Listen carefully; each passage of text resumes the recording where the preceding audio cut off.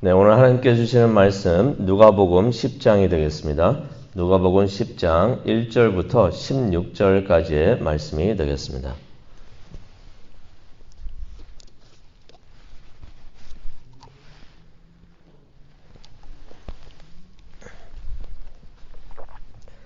누가복음 10장 1절부터 16절까지의 말씀을 우리 다 함께 읽도록 하겠습니다.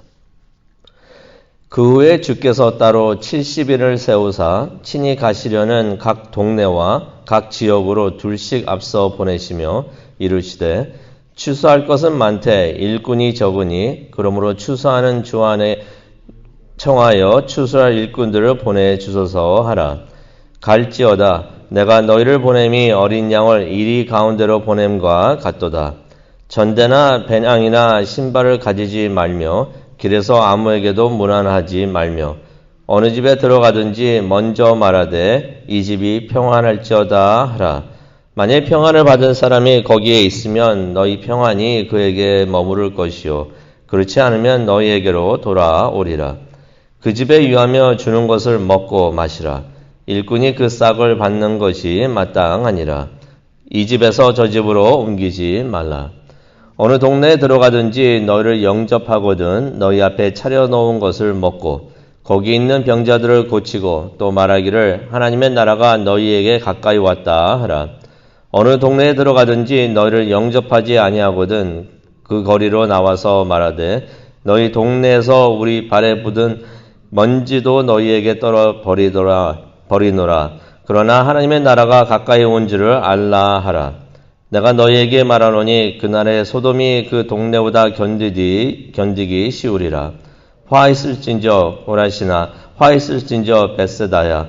너희에게 행한 모든 권능과 두로와 시돈에게 행하였더라면 그들이 벌써 베옷을 입고 제에 앉아 회개하였으리라. 심판때에 두로와 시돈이 너희보다 견디기 쉬우리라. 가버나움아 내가 하늘에까지 높아지겠느냐 음부에까지 낮아지리라. 너희 말을 듣는 자는 곧 내 말을 듣는 것이요 너를 저버리는 자는 곧 나를 저버리는 것이요 나를 저버리는 자는 나 보내신 이를 저버리는 것이라 하시니라. 아멘. 하나님, 오늘 이 말씀을 들고 하나님 앞에 나옵니다. 이 말씀을 가지고 우리를 안수하여 주시고 기름 부어 주시옵소서. 감사합니다. 예수님의 이름으로 기도합니다. 아멘. 네, 예수님께서 제자들을 파송하시는 말씀을 우리가 보고 있는데요. 예수님께서는 예루살렘으로 가시기를 원하셨습니다.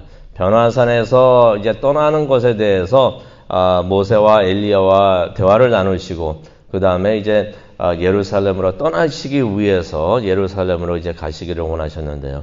사마리아를 지나갔습니다. 어제는 이제 사마리아를 지나가는 걸 보고 그 다음에 여러 동네와 지역을 거쳐 가시는 계획을 하나님께서 세우셨다는 것을 우리가 10장 1절을 통해서 우리가 볼 수가 있습니다. 근데 그 일을 위해서 예수님께서 70명의 제자들을 미리 보내십니다. 근데 어떤 사본에는 보면은 72명이라고도 나와 있습니다. 그래서 70명 또는 72명의 제자들을 예수님께서 먼저 보내시는데요. 오늘 말씀은 예수님께서 그 70명의 제자들을 파송하는 그러한 장면이 되겠습니다.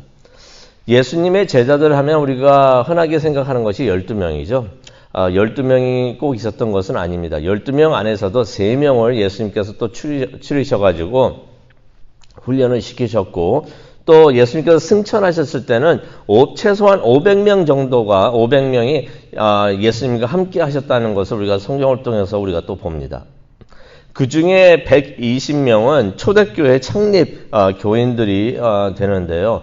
오늘 말씀을 보게 되면은 예수님께서 많은 사람들이 예수님을 따라왔지만은 70명을 선택하셔가지고 이들을 파송시키면서 보내시는 것을 우리가 보게 됩니다.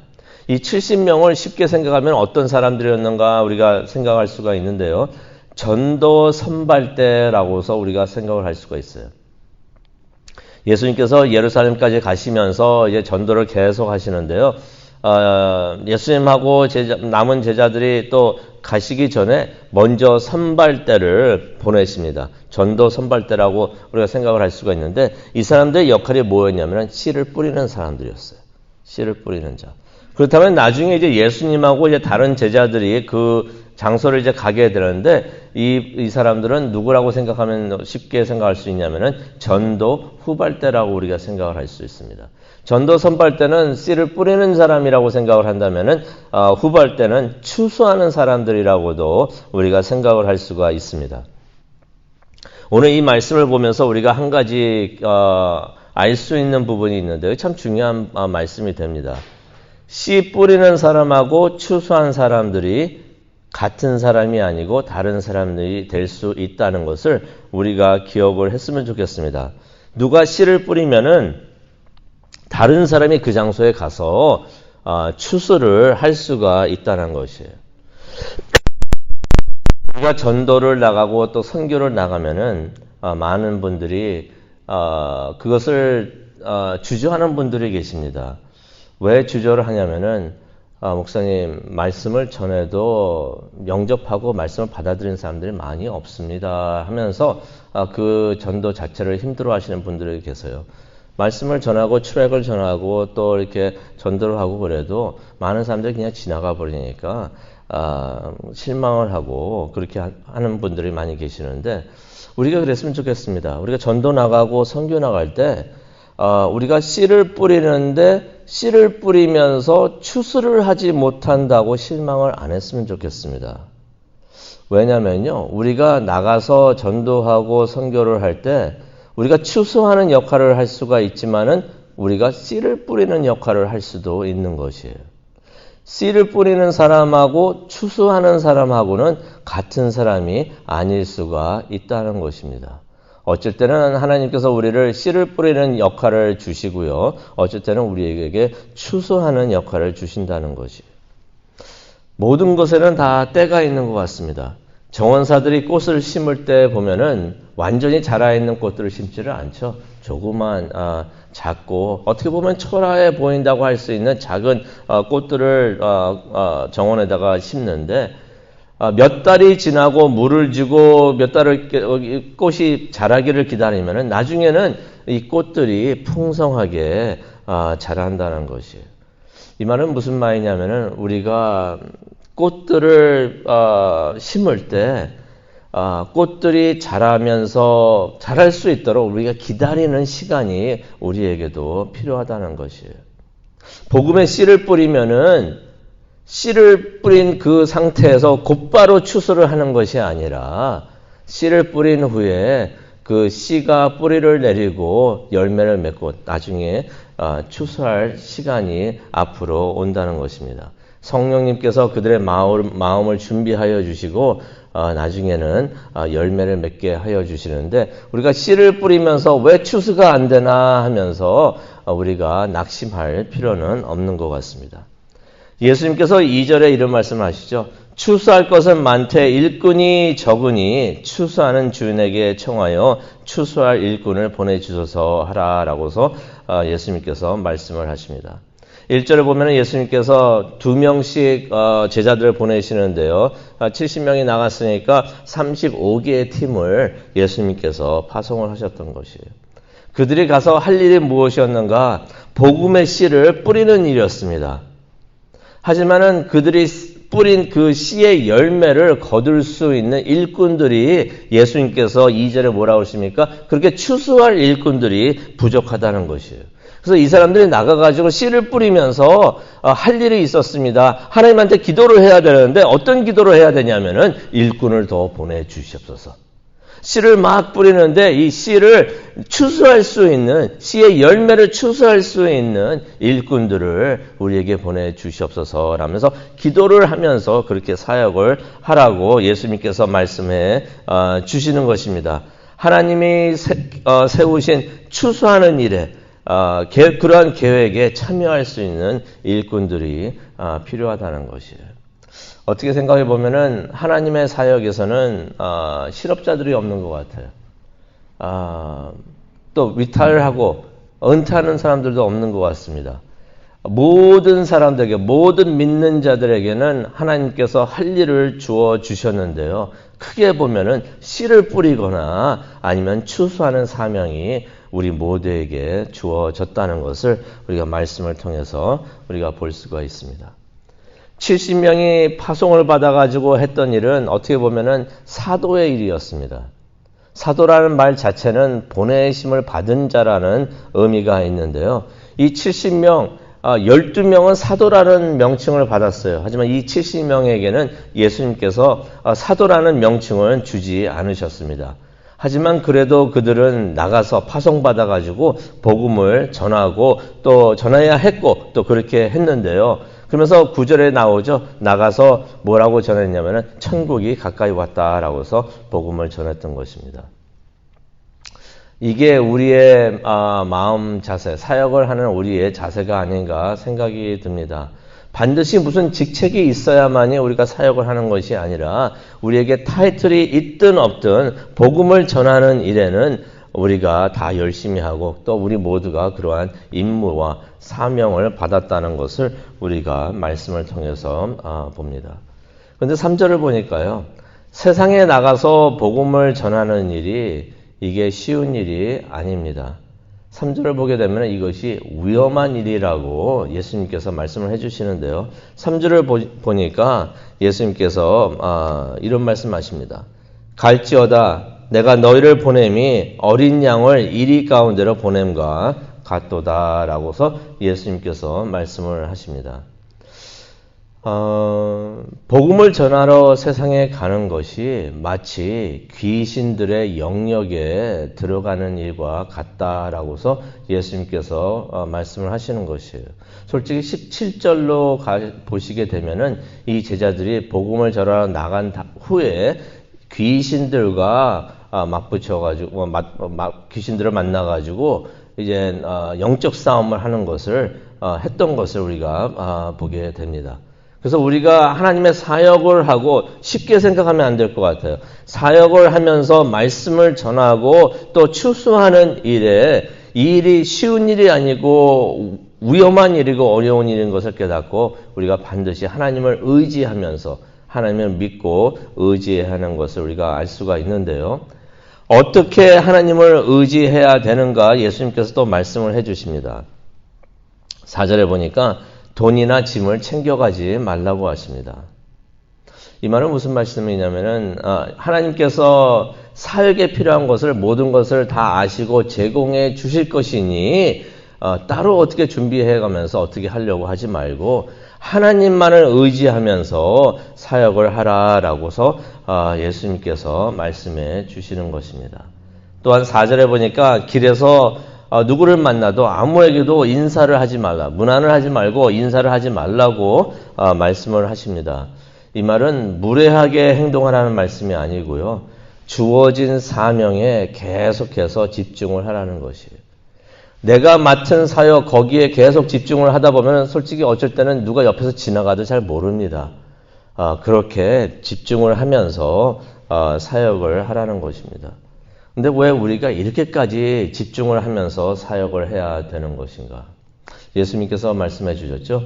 이리들과의 싸움이기 때문에 이것이 뭐 소풍 나가는 일이 아니고 이리들하고 귀신들하고 사탄하고 싸우는 일이 되기 때문에 정신 바짝 차리고 집중을 하면서 사역을 하라는 것입니다.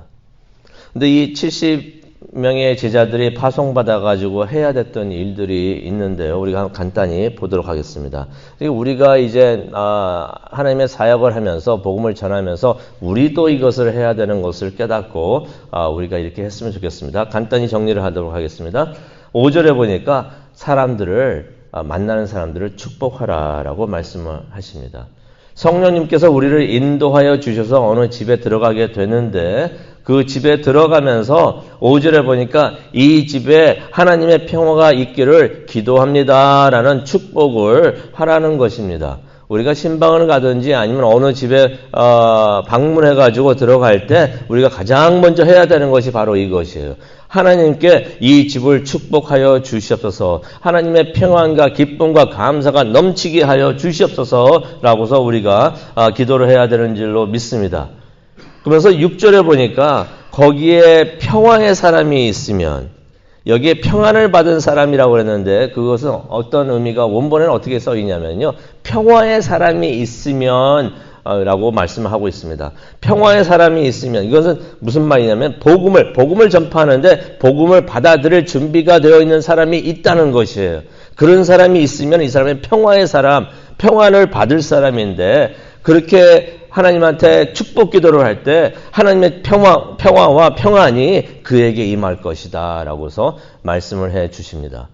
축복을 뿌리라는 것이에요. 축복을 뿌릴 때 그것을 받을 준비가 되어 있는 사람은 그 축복을 받는다는 것입니다. 그래서 복음을 받고 받아들이는 사람에게는 평안이 온다는 것이에요. 그런데 6절에 보니까 말씀을 거부하게 되면은 평안이 다시 너희들에게로 다시 돌아올 것이다 라고서 제자들에게 말씀을 해 주십니다. 말씀을 받아들이는 사람은 하나님의 평안이 임하는 것을 우리가 여기서 또 볼 수가 있습니다.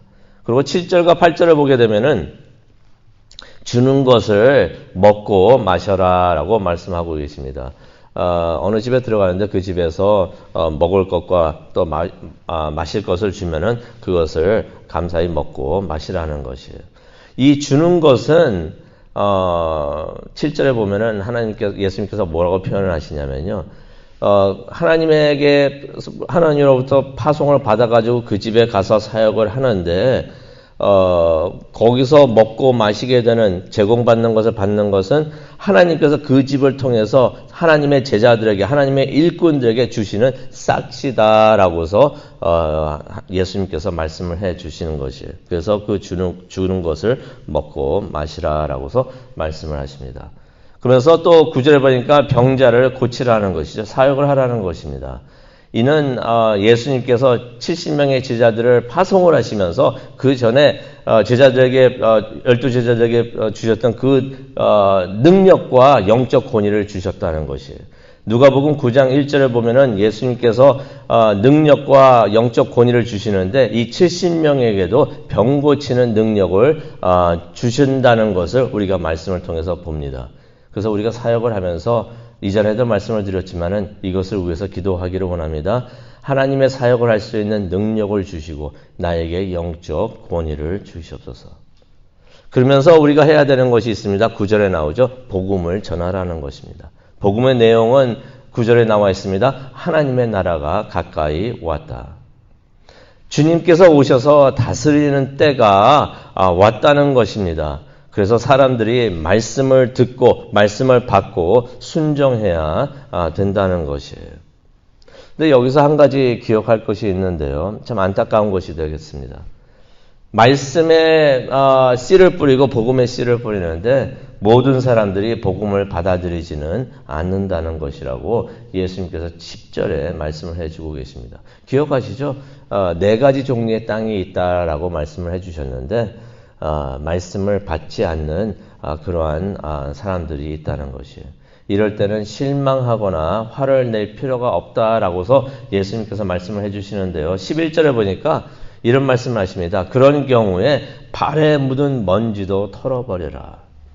무슨 말이냐면요, 복음을 전하는데 말씀을 받지 않는 사람들이 있어요. 그걸 거부하는 사람들이 있으면은 거부하는 것을 보면서 이게 자책을 하지 말라는 것입니다. 나에게는 그러한 책임이 없다라면서 발에 묻은 먼지도 털어버려라 라고서 말씀을 하십니다. 하지만 그래도 복음은 전하라고 하십니다. 그 복음은 무엇입니까? 하나님의 나라가 가까이 왔다라는 복음은 전하라고 하시는 것입니다. 하나님께서 땅의 씨를 거부하는데도, 씨를 뿌리는데도 받아들이지 않는 땅이 있다고 하더라도 그 땅들을 제껴놓으시고 다른 곳에만 씨를 뿌리는 것이 아니라 모든 땅에 하나님께서는 씨를 뿌리신다는 것이에요. 복음을 받아들이지 않는 사람들에게도 복음은 전하라고 말씀을 하고 계십니다. 그렇다면 우리의 역할은 무엇입니까? 이 사람이 복음을 받는가 안 받는가 생각을 해봐가지고 그걸 생각한 다음에 복음을 전하는 것이 아니고 또 전도를 하는 것이 아니라 모든 사람들에게 이 사람들이 지금 이 순간 복음을 받든지 안 받든지 우리의 할 일은 말씀을 전하는 것이라는 것이에요. 복음의 씨를 뿌리는 것이랍니다. 그래서 씨가 자라가지고 열매 맺게 하는 것은 우리가 하는 것이 아니고 하나님께서 하는 것이기 때문에 그렇게 하라고 예수님께서 말씀을 하시는데요. 12절과 15절을 보게 되면 복음을 거부하는 땅들이 있게 되는데 그 땅들은 하나님의 화를 받고 또 심판을 받게 될 것이다 라고서 예수님께서 말씀을 해 주십니다. 마지막으로 16절 말씀을 보고 말씀을 마치려고 하는데요. 복음을 전하는 우리들은 하나님의 예수님의 대사가 되는 것을 우리가 알 수가 있습니다. 예수님께서 16절에 이런 말씀하십니다. 너희 말을 듣는 자는 곧 내 말을 듣는 것이요 너희를 저버리는 자는 나를 저버리는 것이요 나를 저버리는 자는 나를 보내신 하나님을 저버리는 것이다 라고서 말씀을 하십니다. 우리가 사역을 하면서 교만하면 안 되지만은 우리가 자부심은 가져야 될 것 같아요. 자부심은 가져야 될 것 같습니다. 파송을 받아가지고 사역하는 우리는 예수님의 이름으로 예수님을 대신해서 예수님의 대사로서 예수님의 사역을 하고 있다는 것을 예수님께서 말씀해 주십니다. 예수님과 하나님의 대사로서 우리가 사역을 하는 것이기 때문에 우리가 자부심을 가지고 또 우리가 그렇게 사역을 했으면 좋겠습니다. 하나님께서는 오늘도 하나님의 사람들을 파송하고 계십니다. 계속해서 하나님의 사람들을 파송하고 계시는데 우리가 그 일에 참여를 했으면 좋겠습니다. 하나님께서는 사람들을 추리셔가지고 제자를 삼으셔가지고 보내시고 계시는데 우리가 보내심을 받지 않는다. 이것은 무엇입니까? 하나님의 사역에 우리가 참여하지 않는다는 것이에요.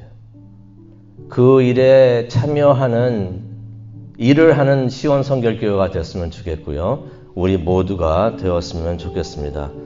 그래서 이사야와 같이 하나님께서 오늘도 이 순간에도 사람들을 보내고 복음 전파에 사역을 하고 계시는데 내가 여기 있습니다. 나를 보내소서라는 기도를 하면서 하나님 앞에 나아가기를 원합니다. 예수님의 능력과 영적 권위가 우리 모두에게 임하여서 우리가 예수님의 이름으로 어느 상황에서나 어디서나 하나님을 전하고 예수님의 복음을 전할 때 하나님의 나라가 세워지기를 원합니다. 씨를 뿌리는 일이나 추수하는 일에 참여하는 우리 모두가 되기를 간절히 축원합니다. 우리 다 함께 기도하시겠습니다. 사랑과 충만하신 하나님 아버지 감사합니다. 오늘 하나님을 예배하면서 다시 한번 우리가 맡은 사역에 대해서 사명에 대해서 우리가 생각하기를 원합니다. 하나님께서 우리에게 능력과 영적 권위를 부어주시면서 우리에게 사명을 주시는 것을 다시 한번 생각합니다. 우리가 씨를 뿌리는 일이나 추수하는 일에 우리가 최선을 다하고 참여하는 우리 모두가 될 수 있도록 하나님 은혜 내려 주시옵소서. 그 일을 위하여 준비함을 받는 기도의 시간이 지금 될 수 있도록 하나님 함께하여 주시고 인도하여 주시옵소서. 감사합니다. 예수님의 이름으로 기도합니다.